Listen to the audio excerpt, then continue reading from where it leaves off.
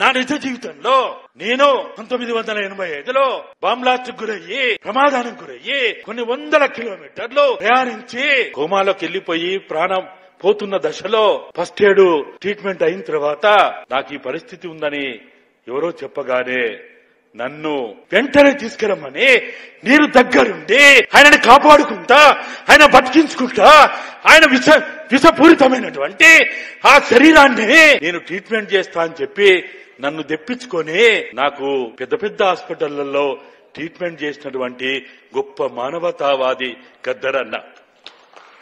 ఆ రోజు గద్దరన్న ఇంకా ఆ ధైర్యం చేయకపోయి ఉంటే, ఆ సాహసం చేయకపోయి ఉంటే ఈ రోజు నేను ఈ వేదిక మించి గద్దరన్న గురించి మాట్లాడే అవకాశం నాకు దక్కేది కాదు.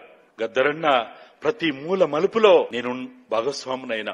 1994లో 95లో ఆయన క్రైసిస్ గురైనప్పుడు మల్లన్నకు తెలుసు ఏం పాత్ర పోషించడమో, ఏ విధంగా మళ్ళా ఆయనని ఆ మూల మలుపుల్లోంచి బయటికి తీసుకొచ్చినమో. ఇక్కడ ఇంతకుముందు పాట పెట్టిండు, అమ్మా నా తెలంగాణ అని. అమ్మా నా తెలంగాణ అని గద్దరన్న పాట రాయడానికి సుమారు 1.5 రోజులు టైం పట్టింది.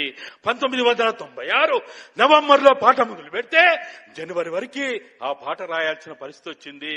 ఆ పాట రాసిన తర్వాతనే అమ్మా నా తెలంగాణ అనే తర్వాతనే ఫిబ్రవరిలో భువనగిరి గడ్డ మీద తెలంగాణ ఉద్యమానికి నాంది పలికిండు, వేగుచుక్కయిండు.